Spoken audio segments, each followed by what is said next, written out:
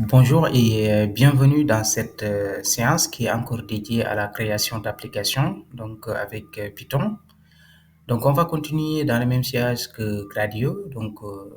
La séance passée, on avait vu comment on peut créer des applications simples tout en utilisant des modèles préentraînés. Donc, aujourd'hui, on va suivre la même approche, mais en utilisant une autre bibliothèque qui s'appelle Streamlit, donc qui peut donner plus de fonctionnalités comparées à Gradio. Donc, Streamlit est open source et permet de créer des applications web interactives. Il est idéal pour faire des visualisations de données, par exemple, donc l'affichage de modèles d'apprentissage automatique et des interfaces utilisateurs rapides pour des projets Python. Donc, pour utiliser Streamlit, qu'est-ce qu'on va faire? On va suivre ce tuto. Donc, Streamlit ne peut pas être exécuté directement, c'est-à-dire l'application, on ne peut pas la voir directement sur Colab. Donc, il faut travailler en local dans ce contexte. Et qu'est-ce qu'on va faire? Dans un premier temps, en local, il faut installer Streamlit, donc pipe install Streamlit. Et une fois que l'installation a été faite, on peut suivre le tuto facilement. Donc, je vais montrer étape par étape comment on va faire pour créer des applications avec Streamlit. Donc, je vais donner quelques exemples. Donc, dans un premier temps, il faut créer un script qui s'appelle main.py, par exemple. Donc, pour ce faire, je vais aller ici. Donc, je vais créer, dans un premier temps, je vais supprimer ça d'abord, fermer sans enregistrer. Donc, je vais ouvrir le terminal. Donc, si vous êtes sur Linux, là, je vais créer le fichier, donc touch main.py. J'ai aussi la possibilité d'utiliser des éditeurs comme VI, Nano, Gedit, Genie, etc. Donc, si vous êtes aussi sur Windows, vous pouvez créer facilement un fichier, vous donnez l'extension .py. Ou bien si vous utilisez des IDE, donc comme PyCharm par exemple, ou bien VS Code, donc à partir de là aussi vous pouvez créer des fichiers .py, donc des scripts directement. Donc ici, je crée mon fichier. Donc si vous regardez bien, là j'ai un fichier main.py qui vient d'être créé. Et qu'est-ce que je vais faire? Donc, maintenant que le fichier a été créé, dans le fichier, je vais mettre ce code et je vais expliquer d'abord. Donc, il faut importer Streamlit et NumPy. Donc, on aura besoin de faire quelques manipulations. L'objectif dans un premier temps, c'est de créer une application simple. Donc, on voudrait avoir un générateur de nombres aléatoires. Donc, comme on avait vu avec NumPy, donc np.random pour générer des nombres. Donc ici, on va configurer dans un premier temps la page, donc cette page config. On peut donner un titre, donc générateur de nombres aléatoires. Donc là, on donne un titre général donc de notre page qui va s'ouvrir, bien de l'application. Donc on va avoir générateur de nombres aléatoires, encore, on peut donner le même titre. Et là, qu'est-ce qu'on va faire? On peut communiquer avec l'utilisateur pour lui dire, cliquez sur le bouton, donc st.write. Cliquez sur le bouton ci-dessous donc pour générer un nombre aléatoire entre 0 et 100. Donc, if st.button générer un nombre, donc on va donner un nom à notre bouton qui va être créé. Donc, if pour dire que si l'utilisateur clique, donc si l'utilisateur clique sur le bouton, cette condition va être égale à true. Et tant qu'il ne clique pas, donc ça va être égal à false, donc il ne va pas rentrer. Donc, c'est une action qui va être effectuée. Donc, si l'action est true, donc on va rentrer à l'intérieur du bloc de if donc pour exécuter les deux instructions. La première instruction, ça va être la génération d'un nombre ou bien d'un entier, donc qui va être compris entre 0 et 101 avec np.random.randint. Et après avoir généré ça, on va afficher nombre aléatoire. Donc, on va formater le texte nombre aléatoire, puis on met la valeur random number, donc la valeur de ce qui a été généré. Donc, le nombre qui a été généré, donc qui est stocké dans random number, c'est ça qui va être affiché. Donc, c'est un code très simple. Donc, je peux copier tout le code et je vais le mettre où? Je vais aller ici, donc je vais ouvrir mon fichier main.py et je vais coller le texte ou bien le code, donc l'ensemble. Donc j'enregistre avec CTRL S, puis je ferme par exemple. Donc, qu'est-ce que je vais faire? Je vais continuer dans le terminal pour exécuter, pour lancer mon application. Donc, je vais faire streamlit run main.py pour lancer mon application en local. Donc, si je fais entrer, voilà.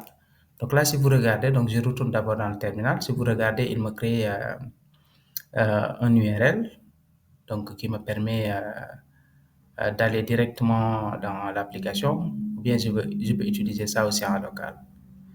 Donc ça, c'est avec le réseau.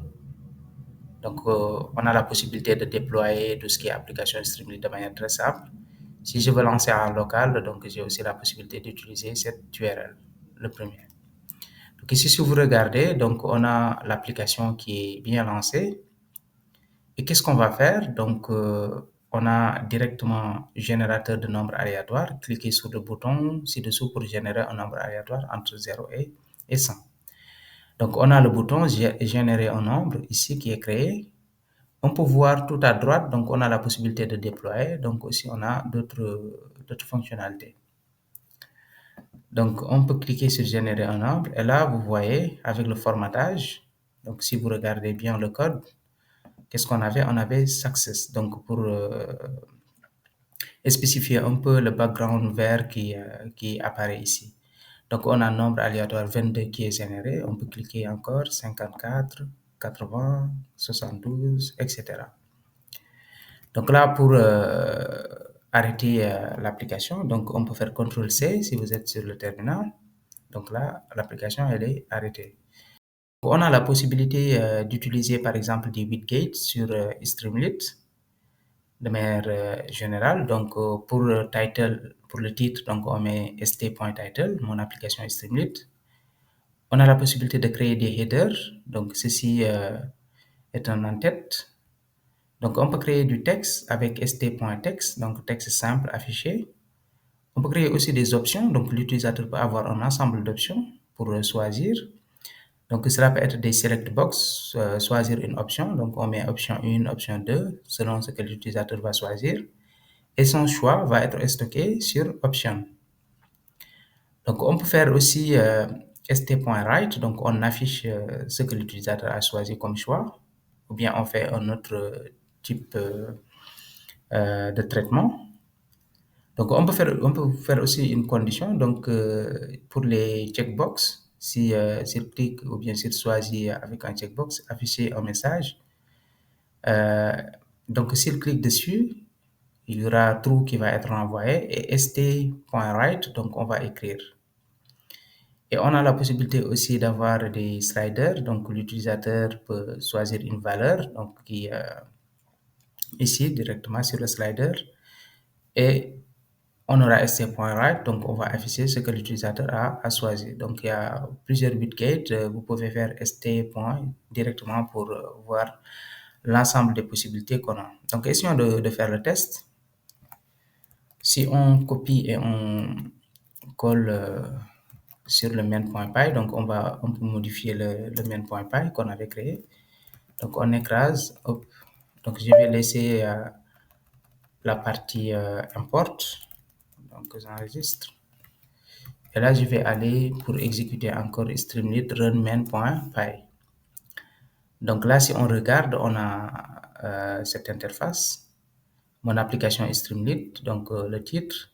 Donc ceci est un en-tête. Là, on a l'en-tête texte simple affiché. Donc là, on a la possibilité avec les options. Donc on peut choisir option 1, option 2, option 3. Si on choisit option 2, il nous dit vous avez choisi l'option 2. Donc il a récupéré l'information ou bien le choix de l'utilisateur. Donc je peux aller sur option 3 pour faire la même chose.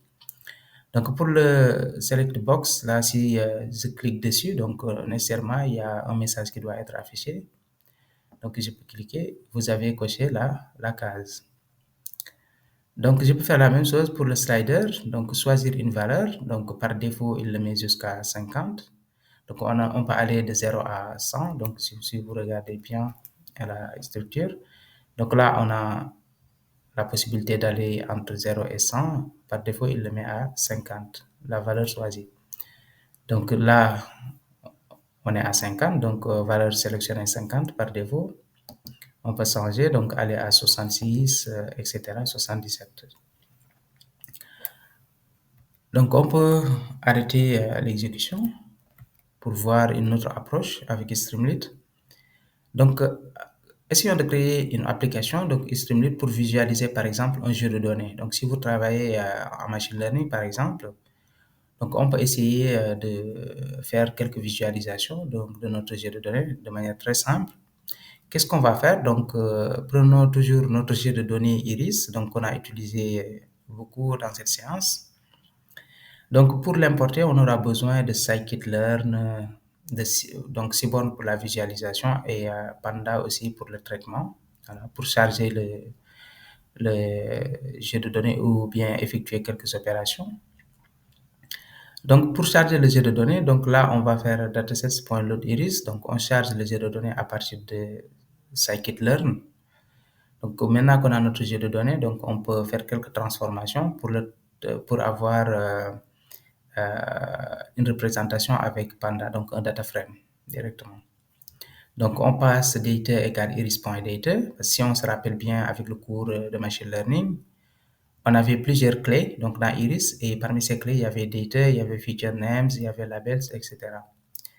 Donc, on peut donner, là, si vous regardez bien, comme j'avais montré avec Panda, comment créer des data frames en Panda, il y avait la possibilité en fait de donner les colonnes, donc sous forme de liste ici. Donc là, on donne les données et les colonnes. st.title, donc pour donner un titre. On peut mettre sidebar.radio, donc pour choisir entre dataset et visualisation. Soit on va afficher le jeu de données ou bien on va appliquer une visualisation. Donc, st.sidebar.button, donc pour afficher le jeu de données. Donc, s'il clique sur jeu de données, donc dataset, donc il y a le jeu de données qui va être affiché, donc iris df directement avec le point right. Donc, s'il clique sur la visualisation, donc on va afficher le pair plot avec Seaborn qui nous permet d'avoir une représentation beaucoup plus simple, c'est-à-dire avoir un ensemble graphique voilà, sans pour autant faire des traitements séparés. Donc, essayons de voir si on exécute cette cellule, qu'est-ce que ça va donner.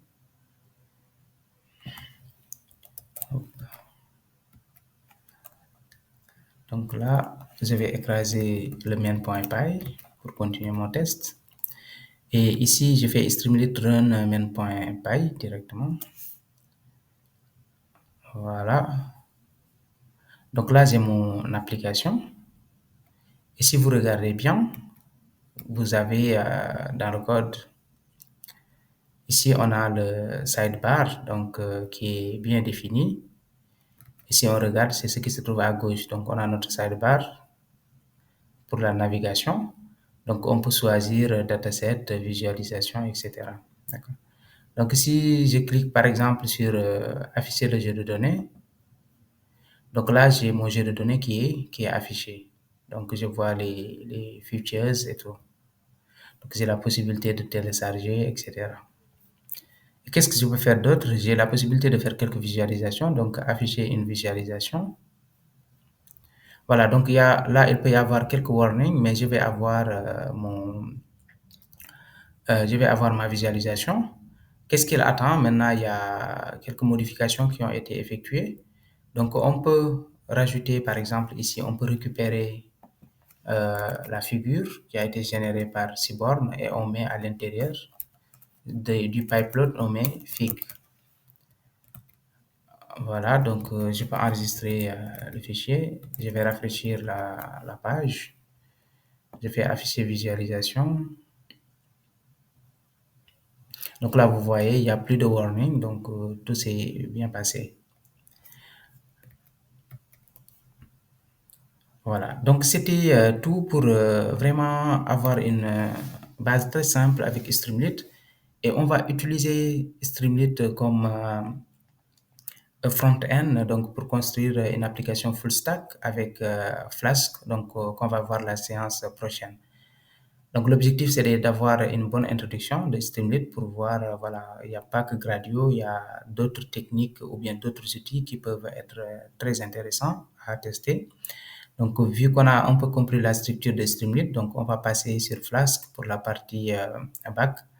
Et après avoir démontré comment ça marche Flask, on va utiliser dans l'autre séance Streamlit Front et Flask Back pour construire une application full stack. Donc, merci pour votre attention et à bientôt pour la prochaine séance.